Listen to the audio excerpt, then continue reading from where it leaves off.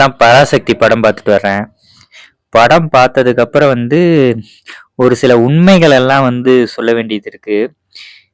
என்னன்னு பார்த்தீங்கன்னா, மாணவர்களா எழுச்சியா இருந்து நடத்தின ஒரு போராட்டத்த டிஎம்கே தான் பண்ணாரு, அண்ணா தான் பண்ணாருன்னு சொல்லிட்டு ஒரு பிம்பத்த கிரியேட் பண்றாங்க பார்த்தீங்களா? அதுவே ஒரு தவறான செயல் தான். என்னன்னு பார்த்தீங்கன்னா, மொழி போராட்டம் நடந்தது நமக்கு எல்லாத்துக்கும் தெரியும் 1965ல. அதுல டிஎம்கேங்கிறவங்க அண்ணா போராடினாரு, அண்ணா இதுக்காக ஜெயிலுக்கு போனாருங்கிற மாரிலாம் காமிக்கிறாய்ங்க. அதுவும் ரொம்ப தவறா தான் இருக்கு. அதுக்கப்புறம் எல்லா ஸ்டேட்ஸும் போராடினாங்கங்கிற மாரியும் இந்த படத்துல கொண்டு வர்றாங்க. தமிழர்கள் தவிர மலையாளிகள், கன்னடர்கள், தெலுங்கர்கள் எல்லாருமே போராடின மாரி ஒரு பிம்பத்தையும் கிரியேட் பண்றாங்க. இதுவும் ஒரு தவறான ஒரு செயலா தான் இருக்கு. ஏன்னு பார்த்தீங்கன்னா, தமிழர்கள் மட்டும் தான் போராடினாங்க. நம்மளோட உரிமைக்காக இந்தி திணிச்சா எந்த அளவுக்கு ஒரு பிரச்சனை வருங்கிறதுக்காக தமிழர்கள் மட்டும்தான் போராடினாங்களே தவிர ஒரு கன்னடர்களோ, தெலுங்கர்களோ எவனுமே போராடல. அவங்கலாம் ஹிந்தி வந்தா நல்லதுங்கிற மாரி விட்டுட்டு தான் போனாங்க.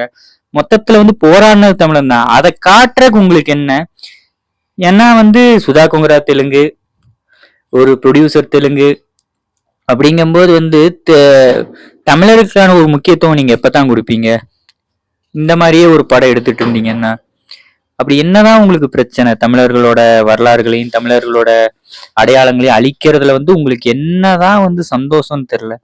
இந்த மாதிரியே ஒரு படங்கள் எடுத்துக்கிட்டு நீங்க லைஃப் ரன் பண்ணிட்டு இருக்கீங்க. தெரியல இது எந்த அளவுக்கு போக போகுதுன்னு. இன்னொரு விஷயம், பக்தவத்சலம் இருக்காரு அந்த டைம்ல ஒரு சிஎம். அவர் அந்த மாணவர்களை காலி பயிலுகன்னு சொன்ன மாதிரி ஒரு விஷயம் சொல்றாங்க. அந்த காலி பயிலுகன்னு சொன்னது ஈவே ராமசாமி பெரியார்.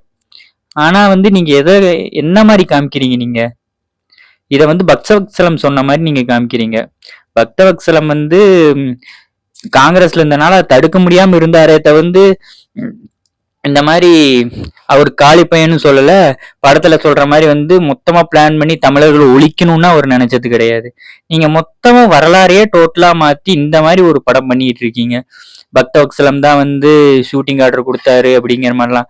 ஆனா இந்திய தேசியம் தான் ஒரு ஷூட்டிங் ஆர்டர் கொடுத்து இந்த மாதிரி எவன் வந்தாலும் சுட்டுத்தள்ளுன்னு சொன்னது இந்திய ராணுவம் தான். அது அப்ரூவல் கொடுத்தது சென்ட்ரல் கவர்மெண்ட்.